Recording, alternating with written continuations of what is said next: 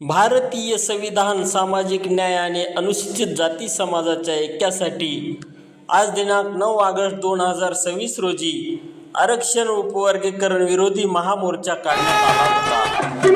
नमस्कार, आपण पाहता लोकलढा न्यूज। आरक्षण उपवर्गीकरण विरोधी महामोर्चा कृती समितीच्या वतीने काढण्यात आलेल्या या मोर्चामध्ये 59 जाती प्रवर्गातील नेत्यासह नागरिक मोठ्या संख्येने सहभागी झाले होते। ITI चौकातील महात्मा फुले पुतळ्यापासून अनेक जाती प्रवर्गातील अ ब कडे उपवर्गीकरणाविरोधात महामोर्चाला सुरुवात होणार होती। त्यामुळे सकाळी 10 वाजेपासून अनुयायी चौकामध्ये घोषणा देत तसेच ढोल ताशाच्या गजरामध्ये एकत्रित येत होते। रिपब्लिकन सेनेचे आनंदराज आंबेडकर, खासदार चंद्रकांत खांदोरे यांच्यासह संविधान तज्ज्ञ ॲडव्होकेट सुरेश माने, राष्ट्रीय ढोल समाजाचे प्रदेश अध्यक्ष परशुराम इंगोले, चर्मकार महासंघाचे अध्यक्ष बबनरावजी घोलप आदीसह विविध जाती प्रवर्गातील नेते व नागरिक उपस्थित होते। या महामोर्चामध्ये हातात शासनाच्या निषेधाचे फलक घेत महिला पुरुषासह युवक युवतींनी सहभाग घेऊन केंद्र व राज्य शासनाच्या विरोधात जोरदार घोषणाबाजी केली। दुपारी सुमारे 12:30 वाजेच्या सुमारास ITI चौक येथून नेते आनंदराज आंबेडकर व खासदार चंद्रकांत खांदोरे यांनी महात्मा फुले यांच्या पुतळ्याला पुष्पहार अर्पण करून मोर्चाला सुरुवात झाली। या मोर्चामध्ये बौद्ध भिक्खूसह मोठ्या संख्येने सहभागी होत महामोर्चाला समर्थन दिले। दरम्यान कायदा व्यवस्था बिघडू नये यासाठी पोलिसांनी चोख बंदोबस्त ठेवला होता। पोलीस अधीक्षक डॉक्टर नीलाभ रोहणे स्वतः रस्त्यावर उतरले असल्याने पोलीस यंत्रणा सज्ज होती। स्वयंसेवी संस्थाच्या वतीने पिण्याच्या पाण्याचे वाटप केले। शिवाजीनगर वजीराबाद चौक मार्गे मोर्चा जिल्हाधिकारी कार्यालयापर्यंत पोहोचल्यानंतर मोजक्या शिष्टमंडळाने जिल्हाधिकारी यांना मागण्यांचे निवेदन दिल्यानंतर महामोर्चाचे यावेळी संविधान प्रास्ताविकेचे वाचन करण्यात आले आणि राष्ट्रगीताने मोर्चाची सांगता समारोप करण्यात आला। आपण पाहता लोकलढा न्यूज। अत्याचार होतो, मोचीवर अत्याचार होतो, ओलावर अत्याचार होतो, आमच्या माय बहिणीवरती बलात्कार होतात, त्यावरी बौद्ध बांधव आमच्या सोबत असतात। बाबासाहेबांनी आम्हाला सांगितलेलं आहे, आमच्या भाकरीपेक्षा स्वाभिमान महत्वाचा आहे। जिजोले तुम्हाला आम्हाला घडवले, मंत्र्यांना धाटा डोळे लागले, डोळ्यांना हात मिळाले, पांगळे पडू लागले, माझ्यासारखे मुखे घडा घडा बोलू लागले। होणे महामानवा, तुला माझ्यातर्फे या संबंध समाजातर्फे मानाचा सन्मानाचा कडक जय भीम करतो।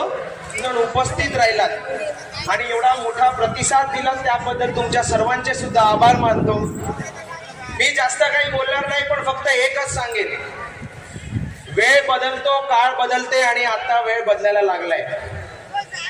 आधी इकडचे सत्ताधारी लोक फक्त बाबासाहेबांना एका जातीचे मानत होते। आज आपण सर्वजण बघत असाल, गल्ली ते दिल्ली फक्त एकच नारा आणि एकच माणूस अख्ख्या जगामध्ये त्याचं नाव होते, ते म्हणजे डॉक्टर बाबासाहेब आंबेडकर।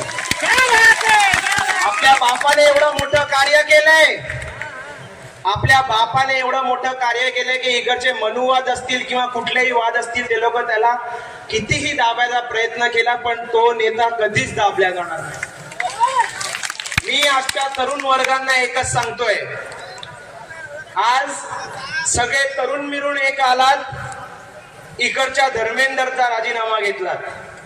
आज आपल्या सर्वांना एक होऊन इकडचा नरेंद्र असेल, इकडचा देवेंद्र असेल किंवा इकडच्या अख्ख्या देशातला कुठलाही दलिंदर असेल, त्याला पटवल्याशिवाय राहणार नाहीये।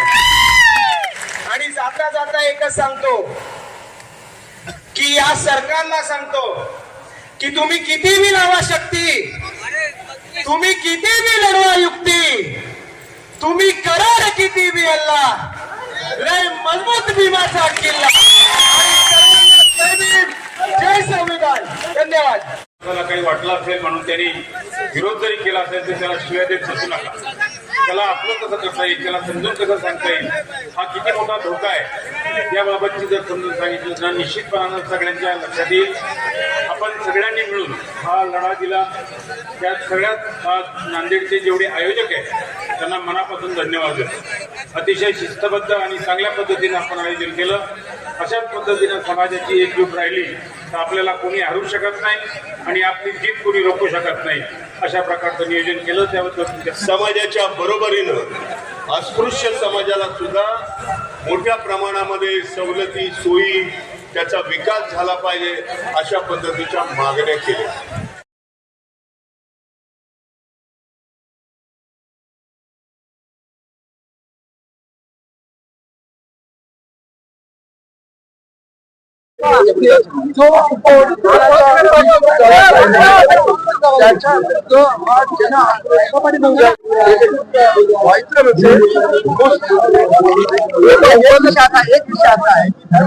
राजीनाम्यासाठी म्हणजे 7-8 लोक ते हटले नव्हते.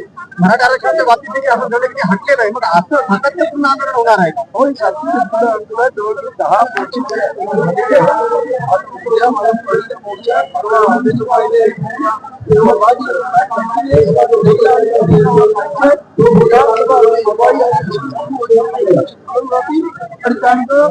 विधानसभेला आम्ही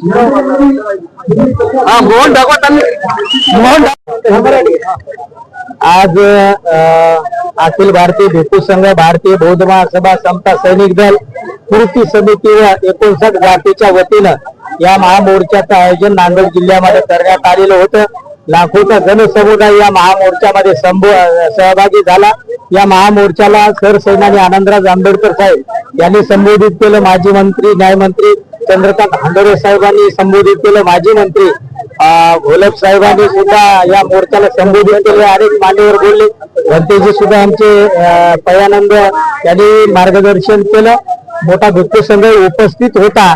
अगदी शांततेमध्ये लाखोचा हा मोर्चा शांततेत निघाला. कुठल्याही जाती धर्माला टार्गेट करण्याचा या मोर्चामधून कुठलाही प्रयत्न झालेला नाही. कारण आम्ही ठरवलेलं होतं की मातंग बांधव सुद्धा असतील ते आमचे बांधव आहेत. 59 जाती ज्या काही असतील किंवा जेवढे या देशात राहणारे आपण शाळेत घेतलेल्या प्रतिज्ञेप्रमाणे की सर्व माझे बांधव आहेत. आपण जेव्हा म्हणतो की भारत माझा देश आहे आणि सर्व भारतीय माझे बांधव आहेत, तर मग बांधवांच्या मध्ये एकमेकांच्या प्रति द्वेष का पसरावा आणि एकमेकांचा वैरी का बनावं, तर मैत्रीचा संदेश या महामोर्चामधून देण्याचा आम्ही प्रयत्न केलेला आहे. लाखो लोक वेगवेगळ्या जाती धर्माचे 59 जातीचे लोक या ठिकाणावर एकत्रित आले आणि मातंग बांधवांच्या प्रति कुणीही द्वेष व्यक्त केलेला नाही. मातंग बांधव हे आमचे बांधव आहेत.